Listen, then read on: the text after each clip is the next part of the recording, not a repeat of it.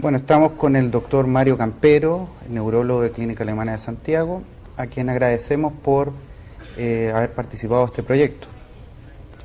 Doctor, en primer lugar, quisiéramos saber por qué es tan importante el examen neurológico. Gracias por la invitación.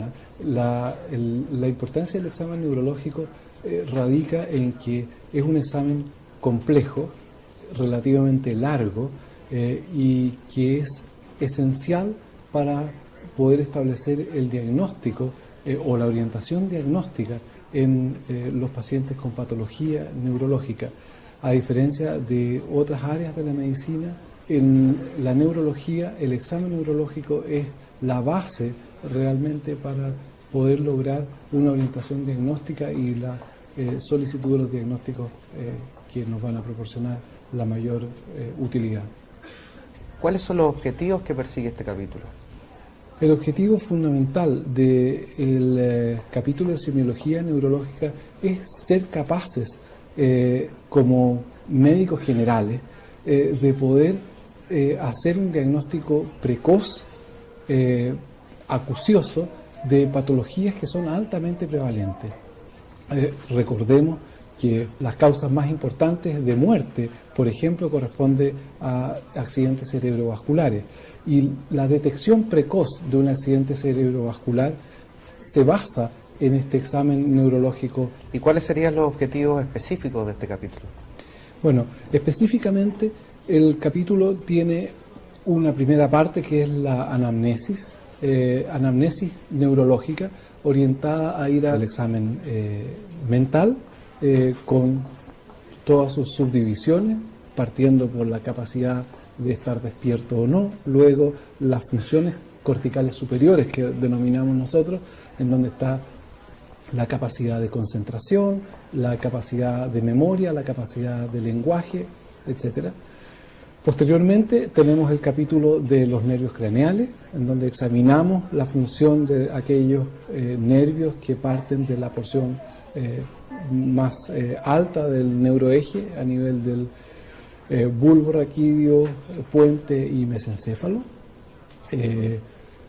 Posteriormente vemos el examen motor con todas sus características, examen de la sensibilidad, un examen importante de ser capaz de realizarlo en forma concienzuda, que nos va a permitir evaluar las distintas modalidades sensitivas.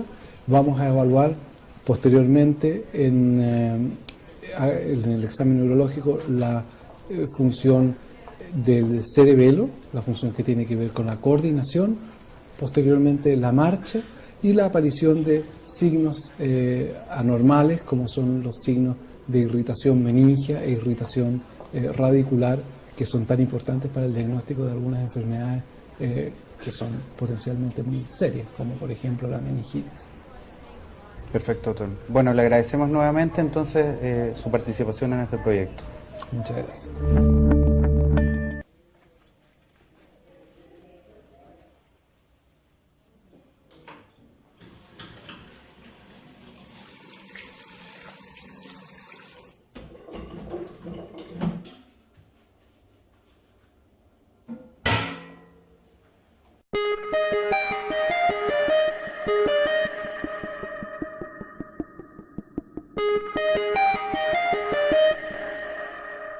El examen motor lo podemos subdividir en 4 puntos esenciales: la evaluación del trofismo muscular, el tono muscular, la fuerza y los reflejos.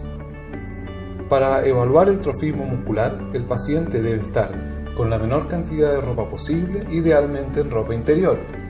Lo que hacemos es inspeccionar el volumen muscular de distintas áreas corporales en busca de atrofia o hipertrofia. Vamos a comparar la simetría de un lado con el otro y los segmentos proximales con respecto a los segmentos distales.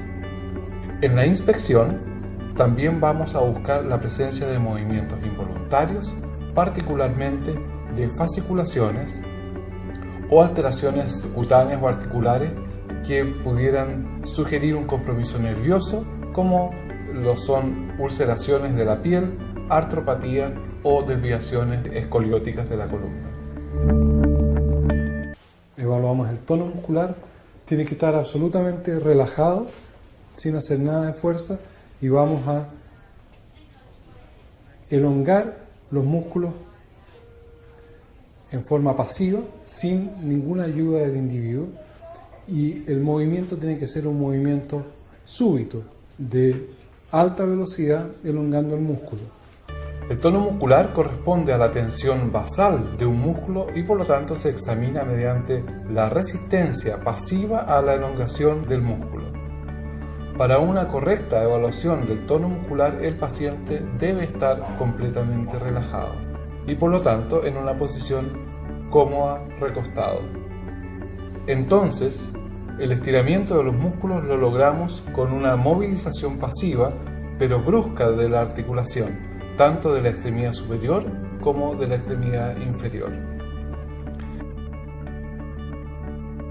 En la extremidad superior evaluamos tono en el codo con una mano afirmando el brazo y otra el antebrazo.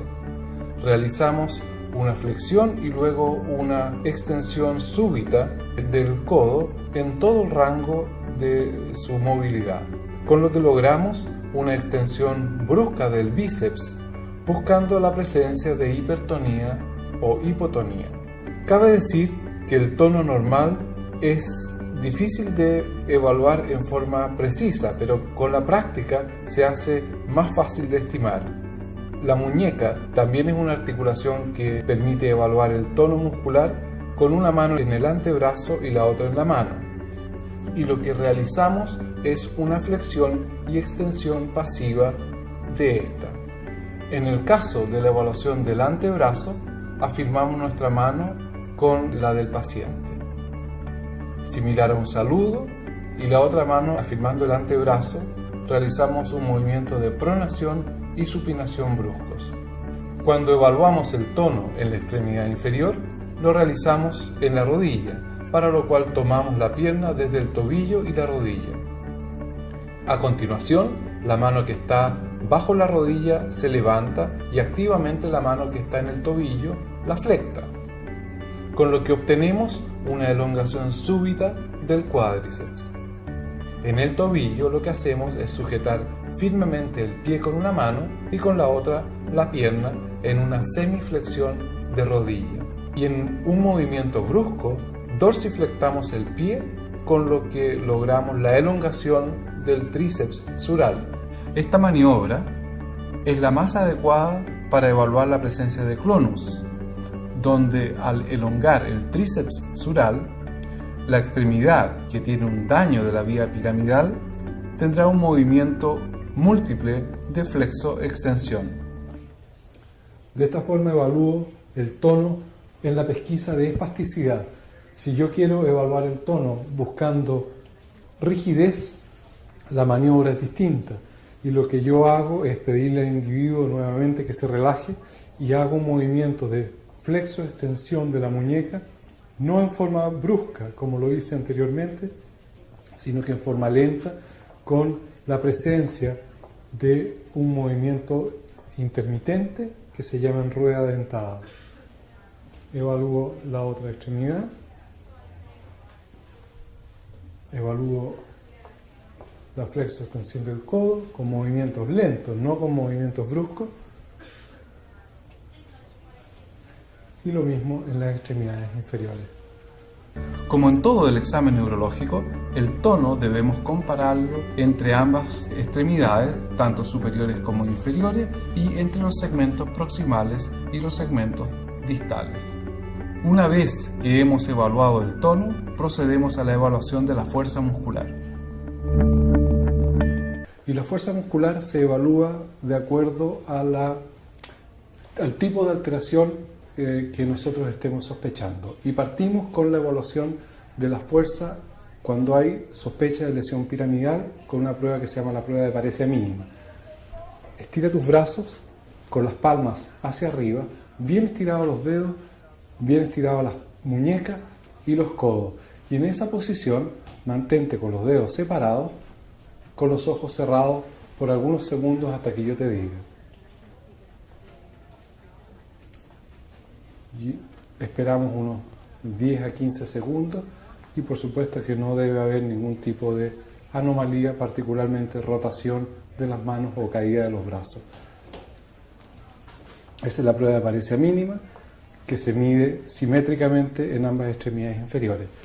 Te voy a pedir que te recuestes en la camilla, boca arriba, y la prueba de apariencia mínima la hacemos en las extremidades inferiores. Te voy a pedir que levantes ambas piernas, perfecto, con las caderas en 90 grados y las rodillas en 90 grados, las dos a la misma altura, sin toparse ni las rodillas ni los tobillos, con los ojos cerrados por algunos segundos. Y vemos que al cabo de algunos segundos la fuerza se mantiene exactamente igual, simétricamente. Una vez hecha la prueba de pequeña paresia, vamos a evaluar grupos musculares por separados y contra resistencia. Para esto, pedimos al paciente que realice un movimiento determinado mientras el examinador hace una resistencia opuesta al movimiento. Es importante decir que no se evalúan todos los grupos musculares de una extremidad, sino aquellos más importantes para determinar la integridad de nervios y raíces nerviosas. Vamos a evaluar grupos musculares proximales y distales, Levanta tus brazos de esta forma. Comenzamos a examinar la extremidad superior en el hombro con nuestro paciente sentado. Pedimos al paciente que haga una abducción de los brazos hasta los 90 grados con los codos flectados y aplicamos una fuerza hacia abajo, empujando los brazos e indicando al paciente que mantenga la fuerza sin bajar sus brazos. Así evaluamos el músculo deltoides, cuya inervación proviene del nervio axilar con las raíces nerviosas C5 y C6. Luego pedimos al paciente que ponga sus brazos por delante del tórax, flectando el codo, y aplico una fuerza de intensidad moderada tratando de extender el brazo.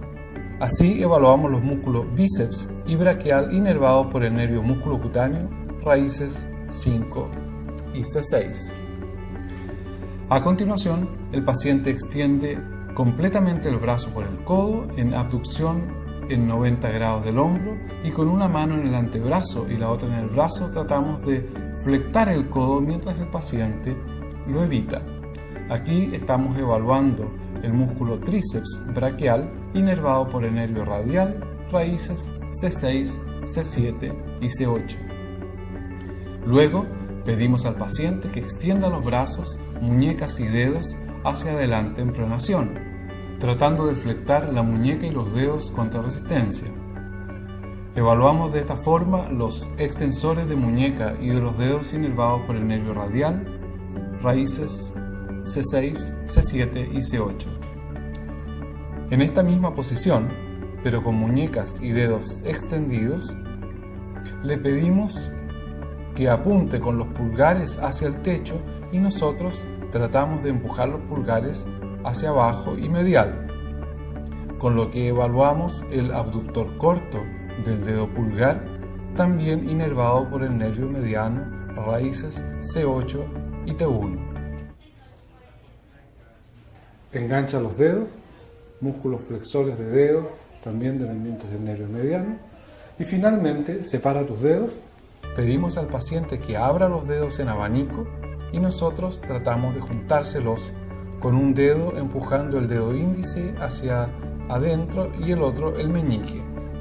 Así estamos evaluando los músculos interóseos dorsales que reciben su inervación del nervio cubital, raíces C8 y T1.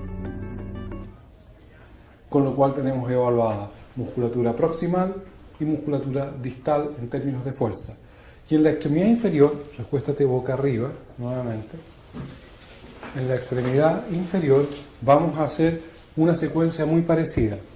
Evaluamos la flexión de la cadera pidiendo al paciente que flecte la cadera y rodillas en 90 grados y luego empujo desde el muslo con el fin de lograr la extensión de la cadera, con lo que estoy evaluando los músculos iliozoas inervados por las raíces lumbares L1 y L2, cuya inervación la recibe del nervio femoral, raíces L2 y L3. De esa misma posición, evalúo la extensión de la rodilla, tratando de flectarla, empujando la pierna hacia abajo. Así evalúo el músculo cuádriceps femoral inervado por el nervio femoral o crural, raíces L2, L3 y L4. A continuación, pedimos al paciente que deje la pierna en reposo y que realice una dorsiflexión. El examinador realiza una fuerza sobre el dorso del pie, con lo que evaluamos los músculos del compartimento anterior de la pierna, inervados por el nervio fibular de las raíces L4 y L5. A continuación, pedimos al paciente que pise hacia abajo como un pedal y realizamos una fuerza opuesta empujando desde la planta, con lo que evaluamos el complejo gastrocnemio sóleo, tríceps sural, inervado por el nervio tibial de las raíces S1 y S2. El último elemento a evaluar es examinar la fuerza de los músculos proximales. El paciente se pone en cuclillas, se toma de nuestras manos y le pedimos que se levante. Cualquier individuo normal debiera ser capaz de hacer este tipo de movimiento, y si no lo examinamos en forma rutinaria, a aquellos pacientes con daño muscular o miopatía simplemente no los diagnosticaremos. En caso de que la evaluación de la fuerza muscular el individuo no pueda vencer la resistencia que le pone el examinador, debe hacer el movimiento sin resistencia, solo venciendo la gravedad. Si aún así no lo logra, se le pide que realice el movimiento en plano sobre una superficie, con lo que se elimina la gravedad. Finalmente, si tampoco puede realizar esto, debemos inspeccionar si existe contracción muscular o esta está ausente.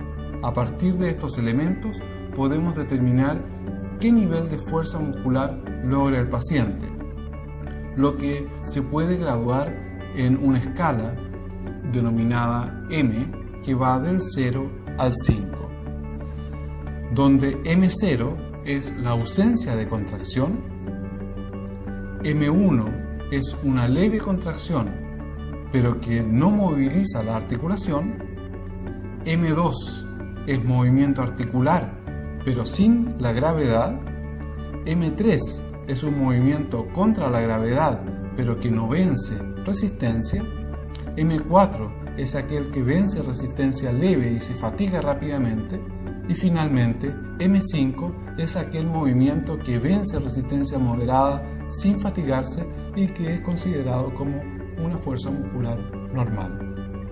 Hay que tener siempre en consideración que la fuerza muscular normal es variable entre un individuo y otro, dependiendo de factores como edad, estado físico, estado nutricional, entre otras.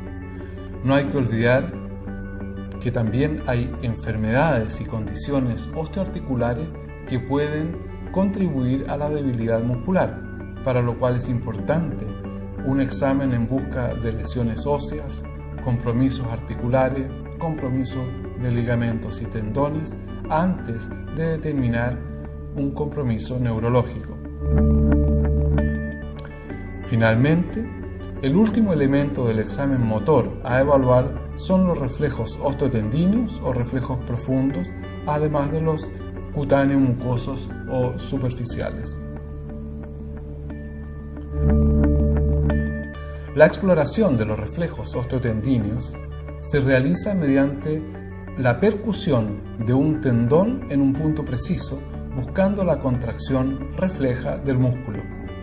La percusión se hace mediante el empleo del martillo de reflejos, afirmando con los dedos de la mano diestra del examinador y un movimiento breve y brusco de la muñeca donde el martillo, más que ser movido por el examinador, se deja caer. La correcta obtención de un reflejo osteotendinoso exige que el paciente se encuentre con el la extremidad relajada completamente y por lo tanto en una posición que sea cómoda tanto para el examinador como para el paciente. Los elementos a evaluar en los reflejos osteotendineos son la simetría de ellos, la intensidad o amplitud de la respuesta, el área reflexógena, la existencia de difusión del reflejo, es decir, que al percutir un tendón se obtiene contracción de otro grupo muscular, y finalmente la presencia de policinesia, que es la respuesta múltiple de un mismo músculo frente a un estímulo aislado. En algunas oportunidades no se logra obtener un reflejo osteotendíneo simplemente porque el paciente no ha logrado relajarse en forma óptima. Existen algunas maniobras para facilitar los reflejos osteotendíneos, conocido por ejemplo como la maniobra de Jędrczyk, en donde el individuo activa alguna parte de su sistema motor, lo que permite la facilitación de las respuestas reflejas osteotendinosas. Por ejemplo, se le pide al paciente que ponga los dedos de ambas manos en forma de garras y enganche los dedos de una mano con la otra y súbitamente traccione. Al momento previo de golpear el tendón, le pedimos al individuo que genere fuerza con cada uno de sus brazos, con lo cual se facilita la obtención de los reflejos osteotendinosos. Según la respuesta que obtenemos, la intensidad del reflejo osteotendinoso se gradúa en una escala de 0 a 4. De esta forma, los reflejos osteotendineos pueden estar ausentes, disminuidos, normales o tener una respuesta exagerada. Una respuesta exagerada que puede ir de lo normal, que uno denomina reflejos vivos, o siendo estos patológicos, considerando la hiperreflexia como su expresión máxima. La hiperreflexia se refiere a una respuesta exagerada frente a un estímulo, con un aumento del área reflexógena, la presencia de policinesia y la difusión del reflejo. Comenzamos con la evaluación del reflejo bicipital. Los reflejos osteotendíneos o reflejos profundos los vamos a evaluar en extremidades superiores y en extremidades inferiores. Vamos a evaluar los aspectos de los reflejos osteotendinosos, que son la amplitud, la presencia de policinesia, el área reflexógena, fundamentalmente. Vemos el reflejo bicipital apoyando nuestro dedo en el tendón del bíceps y percutimos el tendón del bíceps, con lo que se produce una contracción del bíceps, una flexión del codo.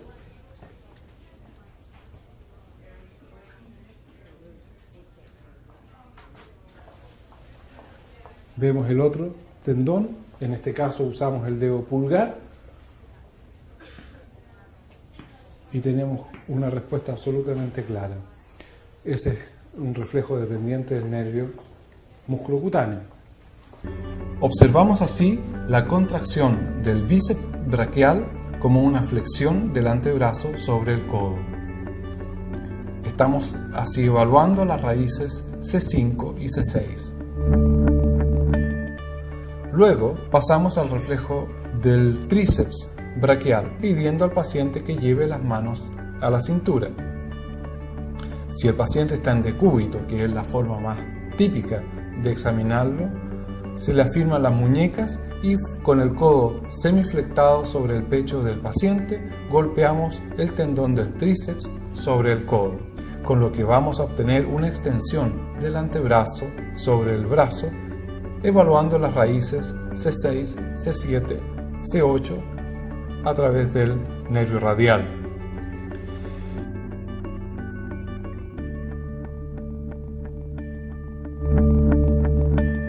En el antebrazo evaluamos dos reflejos. El reflejo estilo radial lo obtenemos con el antebrazo descansando sobre el borde ulnar de este y golpeamos el radio 2 a 3 dedos bajo la muñeca. Normalmente interponemos nuestros dedos sobre la muñeca del paciente, lo que permite obtener un reflejo con menor molestia para el sujeto. Vamos a obtener una flexión del codo y una supinación del antebrazo, evaluando raíces C5 y C6.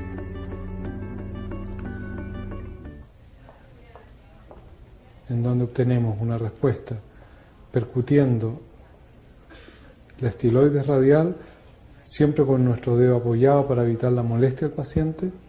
Obtenemos una respuesta que es de flexión del bíceps, una supinación y, si ustedes se fijan, también hay una flexión de los dedos.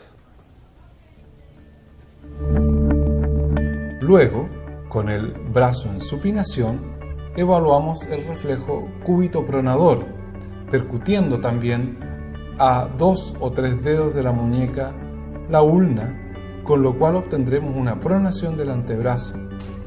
Evaluamos así las raíces nerviosas C7, C8 y T1.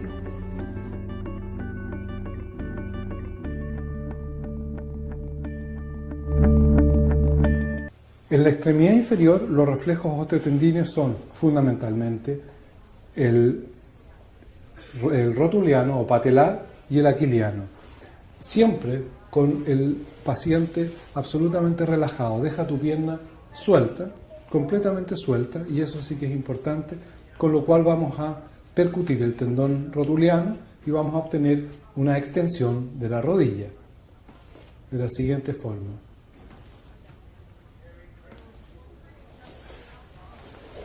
Comparamos con la otra pierna. Perfecto. Nosotros aprovechamos de evaluar todos los componentes de los reflejos, como habíamos dicho. Bien relajada la pierna, bien suelta.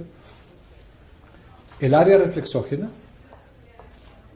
que si vemos, aquí se obtiene el reflejo no solamente del tendón rotuliano, sino que de las áreas adyacentes.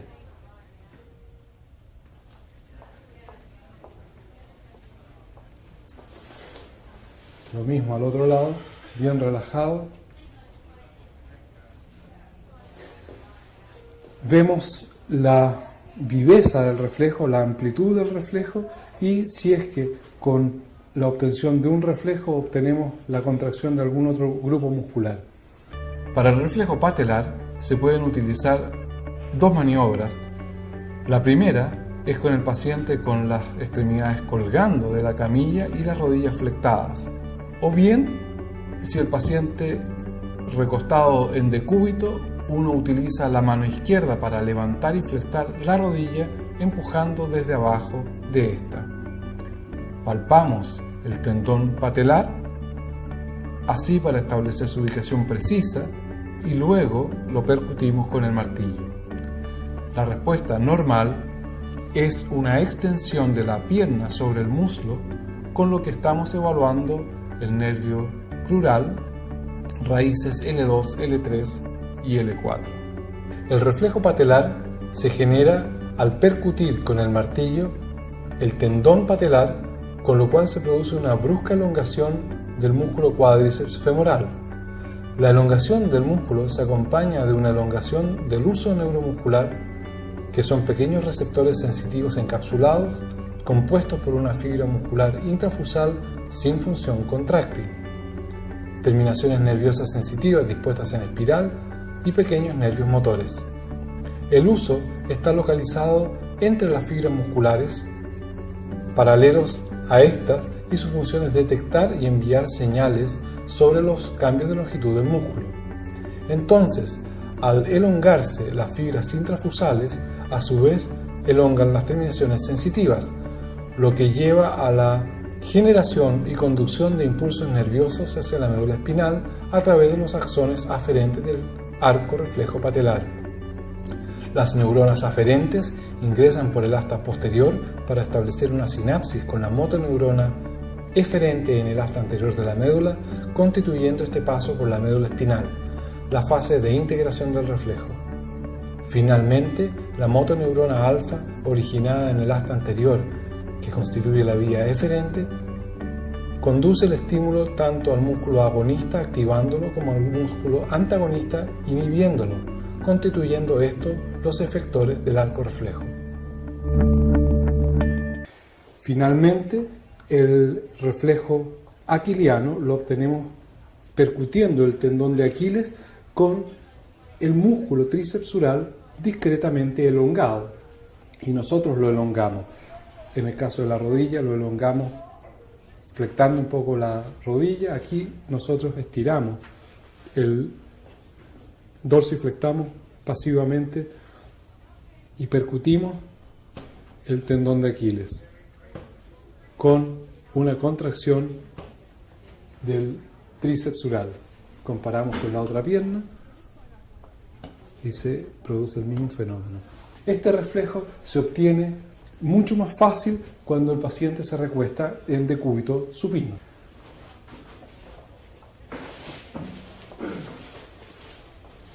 Perfectamente bien relajado, y nosotros elongamos nuevamente el tendón de Aquiles y se obtiene la respuesta.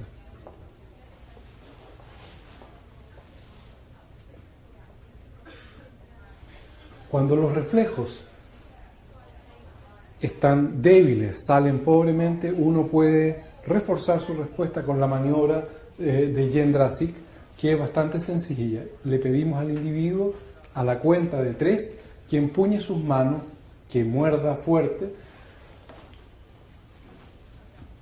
sin hacer nada, relajado, absolutamente nada. Ese es el reflejo basal. Cuando cuente 3, empuñas las manos. 1, 2, 3, y la respuesta en este caso se ve facilitada. Bien relajado. A la cuenta de 3, empuñas las manos. 1, 2, 3, y ahí se ve la respuesta, cómo aumenta en su amplitud. Lo que hacemos es percutir con el martillo el tendón aquiliano y observamos una flexión plantar del pie que sentiremos con la mano izquierda y se visualiza evaluando las raíces nerviosas S1 y S2.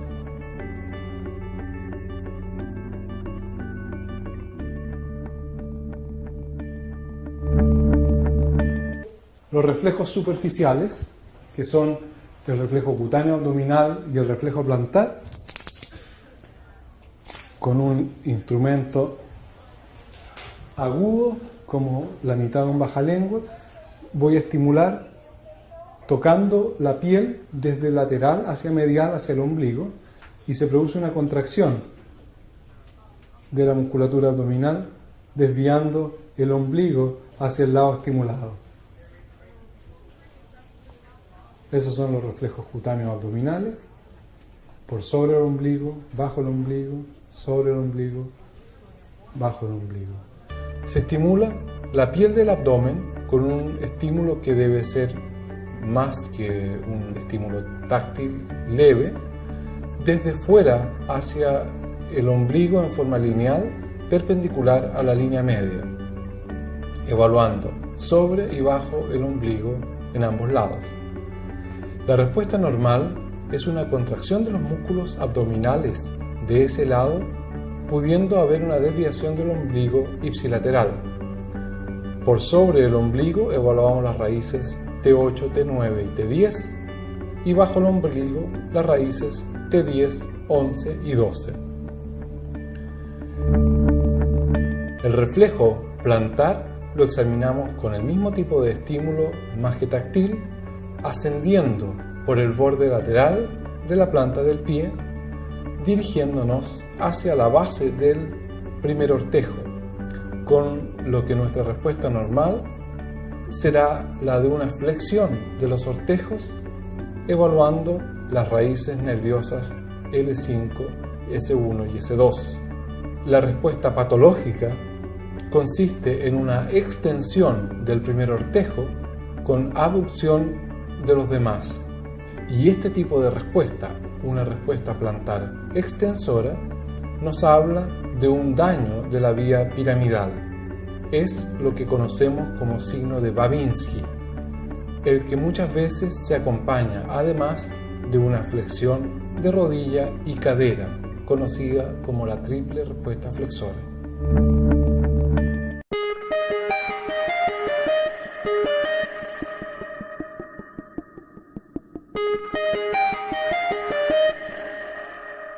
La evaluación del sistema sensorial somático consiste en evaluar las distintas modalidades sensitivas comprendidas en las vías ascendentes de los sistemas anterolateral y columna dorsal lemnisco-medial, ubicadas en la médula espinal, que son responsables de la sensibilidad táctil, dolor, temperatura, vibración y propiocepción. En la piel existen receptores que darán origen a los distintos impulsos nerviosos que finalmente conducirán las sensaciones somáticas. Los mecanorreceptores, nociceptores y termorreceptores son capaces de transducir los impulsos nerviosos a los axones de las diferentes vías ascendentes. Dos grandes sistemas, anterolateral y columna dorsal o lemnisco-medial, median cada uno de los diferentes atributos de la sensibilidad. El sistema anterolateral se encarga de los impulsos nociceptivos y de la sensación térmica, mientras que el sistema columna dorsal lleva las sensaciones de tacto, propiocepción, vibración y discriminación entre dos puntos.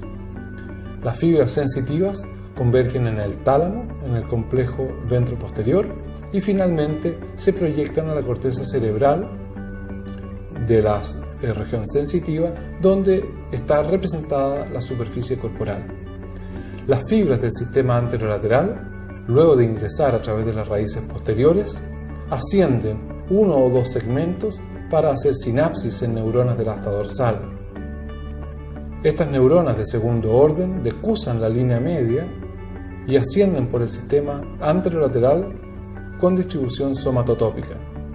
Las zonas más cervicales se sitúan más hacia medial del tracto. Estas fibras proyectan a la formación reticular en el tronco encefálico y terminan en el complejo ventroposterolateral y en los núcleos intralaminares del tálamo. Desde allí proyectan a la corteza sensitiva en el lóbulo parietal. Las fibras del sistema columna dorsal ascienden por las columnas dorsales de la médula espinal sin decusarse hasta el tronco encefálico. El fascículo gracilis lleva información de la mitad inferior del cuerpo, mientras que el fascículo cuneatus de la mitad superior. Por lo tanto, una columna dorsal contiene fibras del hemicuerpo ipsilateral en un orden somatotópico de medial a lateral. Las fibras ascendentes terminan en los núcleos gracilis y cuneatus en el bulbo bajo. Estas neuronas de segundo orden decusan la línea media a través de la decusación lemniscal o tracto arcuato interno y desde el lemnisco medial llegan al tálamo. Desde el complejo ventroposterolateral la información sensitiva llega a la corteza somatosensitiva en el lóbulo parietal. Es necesario considerar la distribución cutánea de las raíces dorsales, los dermatomas, para ubicar niveles sensitivos al momento de encontrar anormalidades al examen físico. Hay que recordar que existe cierta superposición entre las diferentes raíces. La información sensitiva caudal a la cabeza se encuentra organizada en un patrón metamérico, donde cada raíz nerviosa recibe la información sensitiva de un segmento de piel en bandas paralelas al eje mayor de esa zona y simétricas con el lado opuesto.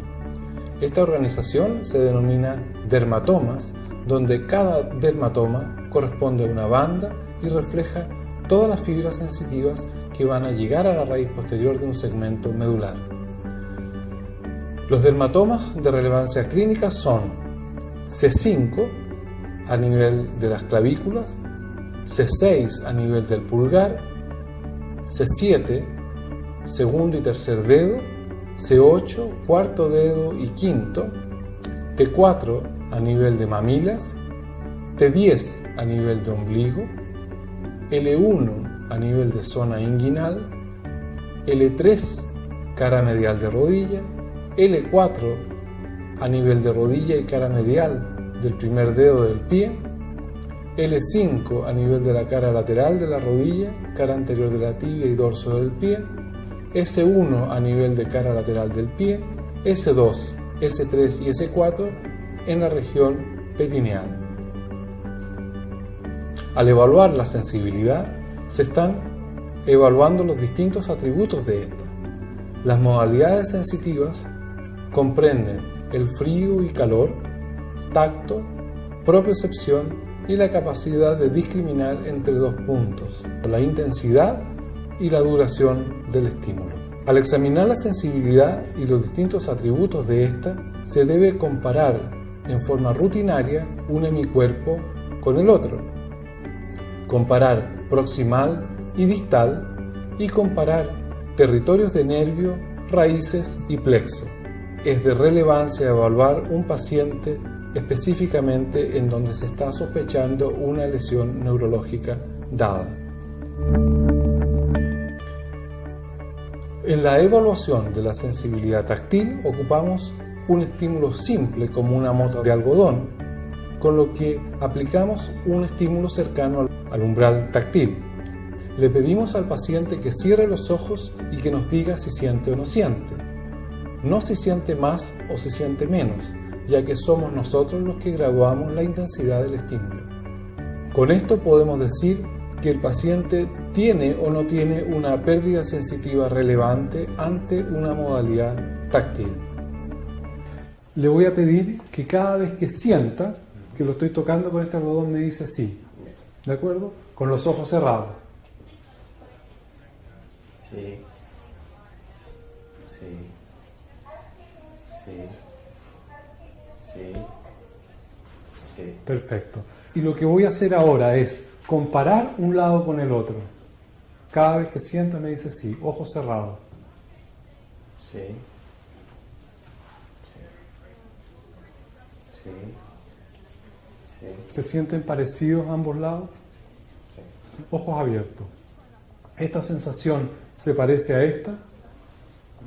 Sí. La sensación de los segmentos proximales con los segmentos distales. Si es que tenemos un paciente con una lesión de un nervio, estamos sospechando una lesión de un nervio, vamos a comparar el territorio del nervio lesionado, por ejemplo el nervio mediano, lo vamos a comparar con el del nervio cubital. Si es que estamos sospechando una raíz nerviosa, un dermatoma lesionado, vamos a comparar un dermatoma C5 con un dermatoma C6. Luego, con un instrumento abusado, preferentemente no metálico, pues puede dañar la piel y eliminable, como un mondadientes o una punta de un bajalengua, evaluamos de la misma forma la sensibilidad dolorosa comparando un hemicuerpo con otro, proximal y distal, y los distintos territorios nerviosos. ¿Siente la pinchadita? Sí. Perfecto. ¿Siente la pinchadita? Sí. ¿Sí? ¿Siente ahí la pinchadita? No. No. ¿Siente la pinchadita? Sí. ¿Esta pinchadita se parece a esta? ¿Entre esta pinchadita y esta pinchadita? Para la sensibilidad térmica utilizamos lo que tengamos a nuestro alcance a una temperatura inferior a la corporal. La temperatura ambiental de 20 o 21 grados, por ejemplo. En este caso, posicionaremos el diapasón y le preguntamos si siente o no y qué es lo que siente, comparando siempre proximal, distal y un hemicuerpo con otro. ¿Cómo se siente eso?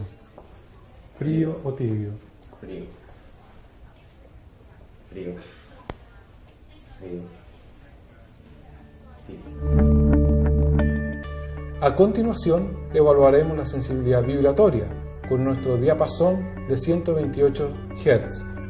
Lo hacemos vibrar y lo apoyamos sobre prominencias óseas. Nos diga qué es lo que siente. Vibración. Vibración También. sobre las superficies óseas. ¿Sientes algo ahí? Sí. ¿Vibración? No. Sí. ¿Vibración? Sí. Vibración. También. También. Perfecto. Comparamos proximal y distal, proximal y distal. Los corpúsculos de Pacini son mecanorreceptores cutáneos macroscópicos de forma encapsulada, compuestos por células laminares concéntricas sostenidas por tejido conectivo que cubren el segmento distal no mielinizado de la fibra A beta. Son receptores de adaptación muy rápida que responden muy bien a los estímulos vibratorios, descargando potenciales de acción en respuesta a cada ciclo vibratorio, enviando aferencias a través de las columnas posteriores de la médula espinal. La propiocepción evalúa la posición de una extremidad en el espacio. Es recomendable iniciar el examen en el lugar en donde la sensibilidad es mayor o normal. Vamos a pedirle a nuestro paciente que cierre sus ojos y que nos diga la posición del primer dedo del pie, si está hacia arriba o hacia abajo. Tomamos la precaución de tomar el dedo por su cara lateral y no desde arriba y abajo, ya que no queremos darle una clave sensitiva adicional. Si queremos más exigencia, evaluamos el segundo dedo del pie, separando los demás dedos hacia lateral y le preguntamos al paciente la posición del dedo. Hacemos exactamente lo mismo en la extremidad superior. La evaluación de la capacidad discriminatoria de un individuo, para eso discriminación de 2 puntos de un individuo, para lo cual ocupamos un instrumento que se llama un compás de Weber, que es bien sencillo. Uno puede utilizar 2 de estos palitos. Yo tengo un compás de Weber un poco más elegante.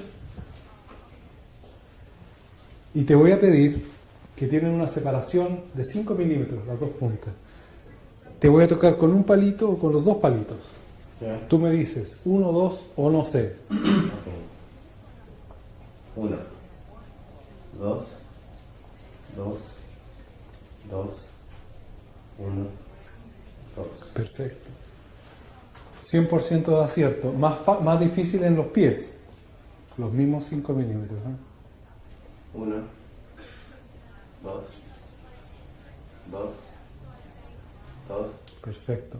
La capacidad discriminativa es mayor en algunas zonas, particularmente en la región perioral, en los labios, en donde alcanza a un par de milímetros.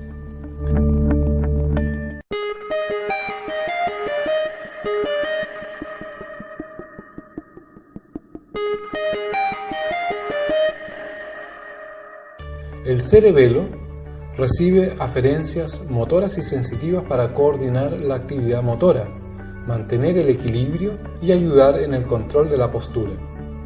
Ubicado en la fosa craneana posterior, el cerebelo distingue un vermis ubicado en la línea media y 2 hemisferios laterales. La corteza situada sobre la sustancia blanca se origina en lobulillos que se agrupan en 3 lóbulos, anterior, posterior y el flóculo nodular. Dentro de la sustancia blanca se distinguen 4 núcleos profundos apareados bilateralmente: el núcleo del techo, el globoso, el emboliforme y dentado. Así el cerebelo cumple numerosas funciones, coordina movimientos voluntarios finos, influyendo en la actividad muscular y controlando el equilibrio y el tono muscular a través de conexiones al sistema vestibular, a la médula espinal y a través de sus motoneuronas gamma. El vermis controla la coordinación y el tono muscular, mientras que cada hemisferio cerebeloso controla la coordinación motora y el tono muscular del mismo lado del cuerpo. La coordinación del movimiento muscular requiere de la integración de 4 vías nerviosas que eventualmente alterarán los resultados al momento de evaluar la función del cerebelo. Estos son el sistema motor, el sistema cerebeloso, el sistema vestibular y el sistema sensitivo.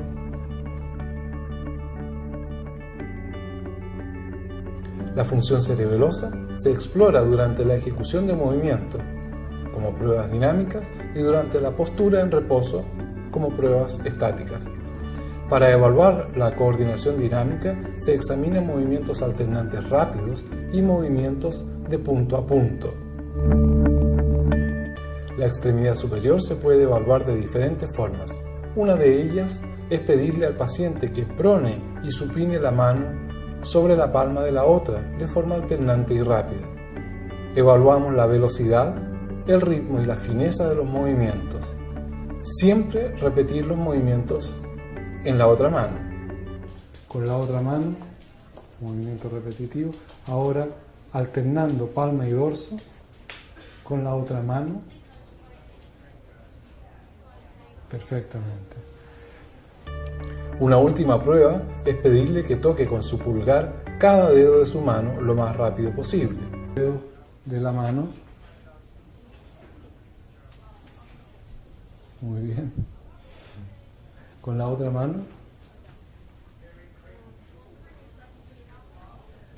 Muy bien. En la extremidad inferior se le pide que golpee la planta del pie contra alguna superficie. Siempre evaluar el otro pie.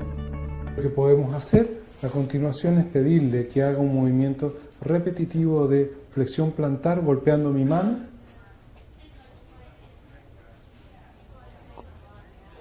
Con el otro pie. Perfectamente. Muy bien. Para examinar los movimientos de punto a punto en las extremidades superiores se le pide al paciente que toque la punta de su nariz con su índice extendido y posteriormente toque el índice del examinador, ubicado a por lo menos un brazo de distancia. Para seguir con la evaluación se le pide al paciente que cierre sus ojos, mientras mantenemos el dedo en una única posición. Siempre evaluar esta prueba comparando con la otra extremidad. Para la evaluación en las extremidades inferiores se le pide al paciente que se acueste en decúbito supino y que con el talón de una extremidad toque la rodilla y luego el tobillo de la otra pierna en forma repetida. Abajo, rodilla, tobillo, abajo. Sigue tú con ese movimiento. Rodilla, tobillo, abajo, con la otra pierna ahora.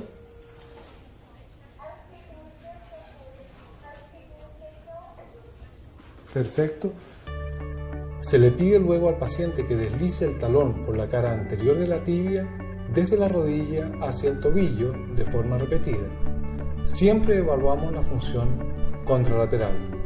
En estas pruebas se debe evaluar si el paciente alcanza directa y rápidamente el sitio señalado con su índice o talón de forma precisa y justa, o si proyecta oscilaciones al llegar al objetivo, o si tiene proyecciones desmedidas, o si toca primeramente otras partes, o si bien se excede o se detiene antes del lugar indicado.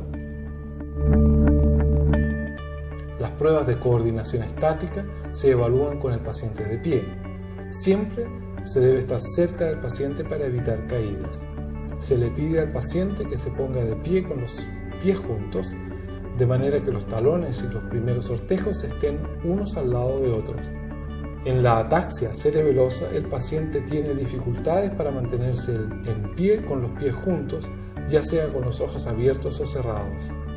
Se le pide que extienda sus brazos con las palmas mirando hacia arriba y que cierre sus ojos. Los pacientes con daño medular en los cordones posteriores son incapaces de mantener tal posición. Ahora se procede a bajar enérgicamente los brazos del paciente con la idea de cambiar la posición de ellos, pero sin tener intenciones de que pierda el equilibrio. En la ataxia cerebelosa el brazo regresa a la posición original, pero de forma dismétrica. También se pueden evidenciar otras lesiones como pérdida de la fuerza muscular.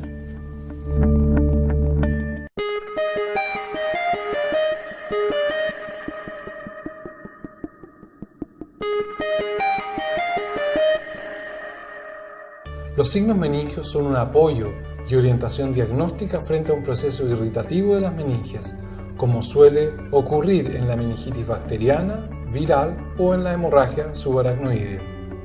En el caso de las meningitis, el contexto de cefalea, fiebre y rigidez de nuca pueden encontrarse hasta en un 50-70% de los casos, dependiendo de las series, y los signos de Brudzinski, Kernig y rigidez de nuca por sí solo tienen una sensibilidad baja que va del 5 al 30%, de manera que su ausencia no descarta el diagnóstico y deben ser utilizados con criterio frente a un cuadro clínico compatible o sugerente. Es importante mencionar que un paciente sin cefalea, fiebre y rigidez de nuca hace muy improbable el diagnóstico.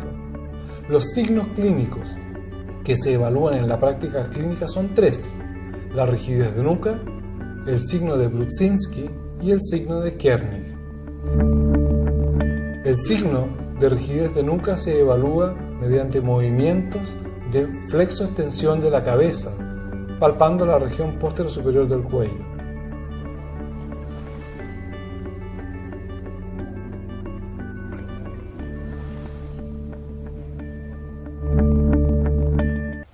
El signo de Brudzinski es muy parecido al de rigidez de nuca, en donde yo flecto la cabeza y si es que hay irritación meningia, las rodillas se flectan. Cuando yo te doble la cabeza, tú flectas un poco tus rodillas.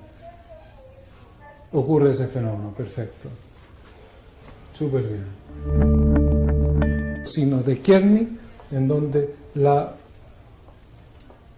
flexión de la cadera con las rodillas estiradas, si es que hay una irritación meningia, va a generar que se doblen las rodillas en forma espontánea. Lo normal es lo que estamos viendo ahora, y es que no se flecten las rodillas hasta llegar prácticamente a 90 grados.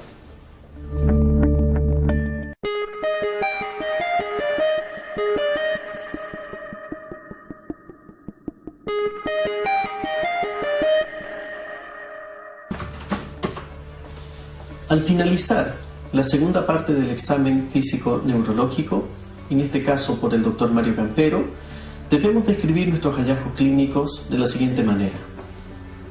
Función motora, trofismo normal, tono normal, reflejo osteotendíneo presente simétricos, fuerza normal y simétrica, sensibilidad, sensibilidad superficial y profunda conservada, tacto, temperatura, vibración y propiocepción, cerebelosas, sin ataxia, sin dismetría ni disdiadococinesia. Signos de irritación meningia, describir presencia de rigidez de nuca, Kernig y Brudzinski. Así finalizamos la descripción de hallazgo del examen físico neurológico.